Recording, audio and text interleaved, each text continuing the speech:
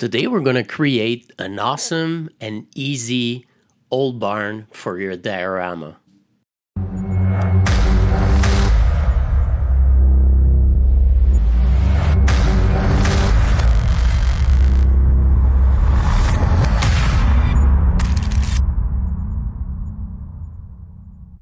Hey, what's up guys? Welcome to Scale Wonderland. To create the frame of the old barn, I'm going to use a foam board. You can also use chipboard or any cardboard that you have. It's only to build the frame. So we're going to cut two pieces of 7 inches by 3.5 inches long. So you're going to need two pieces. And also you're going to need two pieces of this pattern. So you can just stop the video to figure out the pattern. So we're going to cut all the pieces together. And I will basically assemble it with my glue gun. You can use PVA glue or different things like that, but honestly, I'm using the glue gun because I want to get a quick fix on my building. So it's a super easy and fun project to do, and like I said, it's gonna be a really nice add-on if you want to add some building to your World War II diorama. Those kind of barn are basically, when I went to Normandy last September, I saw a lot of different barn, and I would say that's one of the model of barn that pops the most, I would say. And honestly, it's like I said, you can add it to your World War II diorama. For the time period of 1939 and 1945, those barns were basically everywhere. To add some, I would say, solid foundation to our rooftop, we're gonna use a popsicle stick or coffee stirrer. It's only a matter to get, I would say, a firm grip to your roof, because we're gonna use a thatch roofing system. I will show you a little bit later on the video how to do a thatch roof. Now we're gonna use some balsa wood. This one is like 2mm balsa wood, and I'm also gonna use my metal brush. I'm just gonna mimic some variation to do some really old wood, because like I said, we're creating an old barn, so that's the way of doing it. And we're gonna cut some layer of 1 centimeter or 10mm wide to create our wood plank. It's gonna be basically all around your barn, so it's super easy to glue together. I'm basically just using regular PVA glue, brush it a little bit to make sure that it's gonna be coated evenly, and you just add pieces of your balsa wood that you just got. So after you glue all your plank together, that's the result you are looking for. For the roof, I didn't film any of what I did, but I just basically did with toothpick and different things like that. So it's only a matter of choice what your roof you want to look like.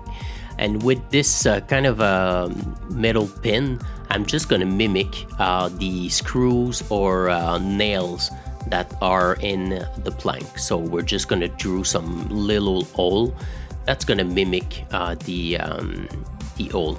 Now we're just gonna do the hinges for the door. So I'm just gonna use also the balsa wood again, and I'm just gonna, you can use also photo etch if you have some photo etch part at home or something, but in this case I'm just gonna use it and do it with balsa wood. Doesn't really matter what kind of material, because you're gonna paint it after all. But yeah, with balsa wood, the result will be absolutely great. To fix the hinges, I'm using super glue.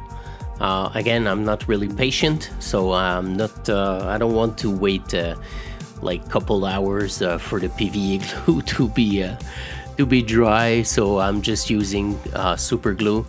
I'm also gonna add some, I would say, a little bit details.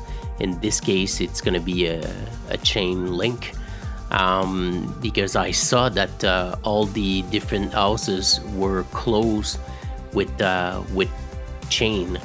So like I said, I'm just gonna mimic that with my old barn that I'm building right now. It's a subtle detail, but like with every build, I really enjoy adding as much detail as possible. You can add a chain link, you can add whatever you want, a light or something like that. To mimic the thatch roof, I'm using flower pot liners. The texture of those things, I would say if you're just starting scale modeling and you want to start building a lot of different things from scratch, just buy those liners in your local dollar store. You're gonna do a lot of different things with that.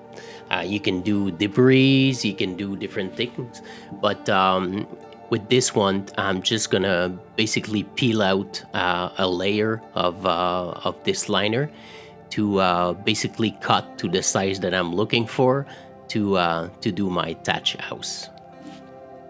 So after you peel out a layer of this liner, flower pot liner, basically you're just gonna trim everything, because we're gonna need kind of a thin layer, because this one is kind of a thick liners. It's probably maybe 10 millimeters thick.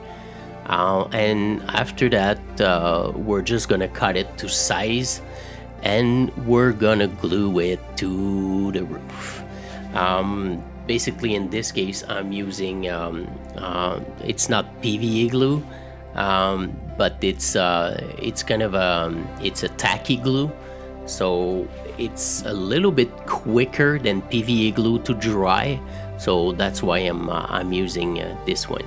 And after you glue your thatch roof together, just trim the excess little like twigs that go outside of your roof. This tip is I would say not mandatory, depending of what's the look you want to achieve. But with this one, it's basically super nice, and I'm really happy with the look it gave me. So the first step of painting, I'm just gonna prime everything in black. I'm using my airbrush because it's gonna be a lot easier, and I'm not gonna put that much paint, so I'm not gonna wait. Again, it's only a matter of waiting, because airbrushing, it's a really thin layer, so you don't have to wait a lot until your paint is fully dry. If you don't have an airbrush, it doesn't really matter for this project at all. Just basically put your prime layer or your base layer with your paintbrush. Doesn't really matter, honestly. And you can use black. You can also use kind of a brownish color also. It's gonna do the job for sure. Now we're basically adding a lot of different layers, but we're all gonna use dry brushing. The first layer of dry brushing that I'm adding is with sky gray. Vallejo sky gray is a really nice color to start mimicking the old barn feel to your building. And with the first layer, that's right there, you can almost get it done by just adding one layer.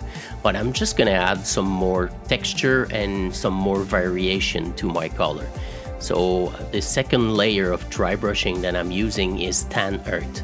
Tan earth is gonna give maybe it's said with the name a earth feel to it. I'm also gonna dry brush some dark yellow to get as much variation as possible with my paint job. And you can be heavy with your dry brushing. Normally dry brush, you're just peeling on top of everything, but in this case, just do a kind of a heavy dry brushing. Don't be afraid to fuck up everything with a really heavy dry brushing, but yeah, that's the way it is. And I would say the last layer of color that you can add to finish everything, it's gonna be using flat white. And the last sorry, I have kind of a not a flu, but I have a hard time with my throat. But yeah, the last thing you just do, you can do a brown wash. You can use any brown color you have. Just make sure that it's going to be thinned down with water if you're using acrylic. But just by finishing everything with a layer of brown wash, basically it's gonna make your all the color you did pops for the best result. I'm just gonna also paint the chain link that I did and the hinges. Sorry for the quality of this video, because for whatever reason it's looked like it's kind of a blurry, I will say, a little bit, but yeah, just paint all your details. And basically it's kind of the metal base color. We're gonna add some rust a little bit later. So with the nail hole that you did, there's some rust that gonna comes from those holes. So we're just gonna paint some rust on. So I hope you enjoyed this one, and honestly, it's a super nice project to do. And next week we're gonna continue our King Tiger. It's gonna be the last step, and after that we're gonna incorporate it to our diorama.